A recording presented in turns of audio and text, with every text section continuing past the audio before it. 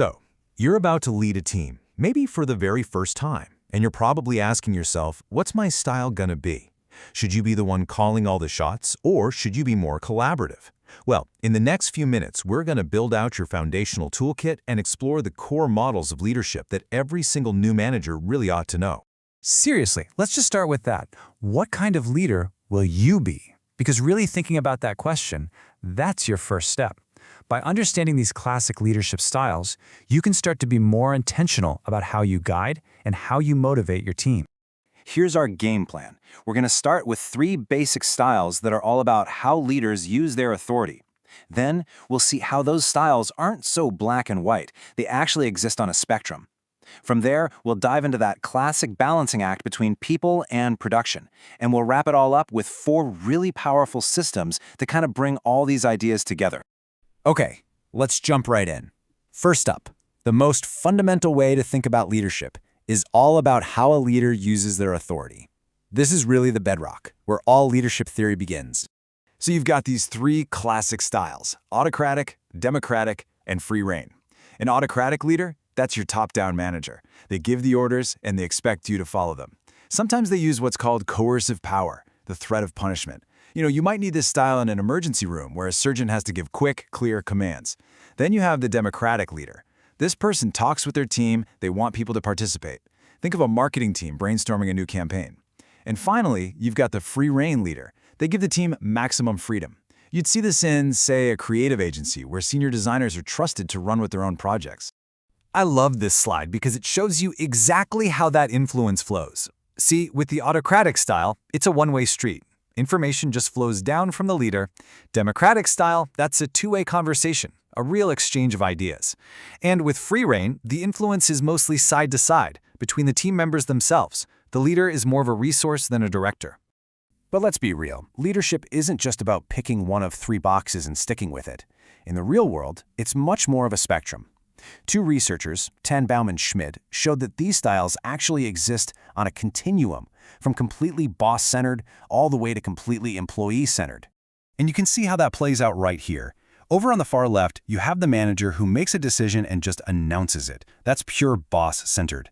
As you slide to the right, the manager starts to involve the team more. Maybe they present a problem and ask for suggestions before they make the final call. And then all the way on the far right, you get to subordinate-centered leadership, where the team is actually empowered to make their own decisions just within certain defined limits. So, how do you pick your spot on this spectrum? Well, the right approach really depends on 3 key forces. First, there are the forces in you, your personality, your values, how much you trust your team. Second, forces in your employees. How experienced are they? Are they eager to take on more responsibility? And third, you have to look at the situation. Is the building on fire, requiring a quick decision, or is this a long-term project with plenty of time for collaboration? You see, context is absolutely everything. All right, let's move on to another incredibly powerful tool. This one adds another layer to our thinking by plotting leadership on 2 really critical dimensions. This model from Blake and Mouton is called the managerial grid. It maps your leadership style on 2 key dimensions. On the vertical axis, you've got your concern for people, things like team morale, personal growth, and well-being. And on the horizontal axis, you have your concern for production, your focus on hitting deadlines, efficiency, and just getting stuff done. Every leader has a natural default on this grid, and just figuring out where you land is a huge first step to becoming more effective. So this grid gives us 5 key styles. Way down at the bottom left at 1-1, you have impoverished management. This person is pretty much checked out.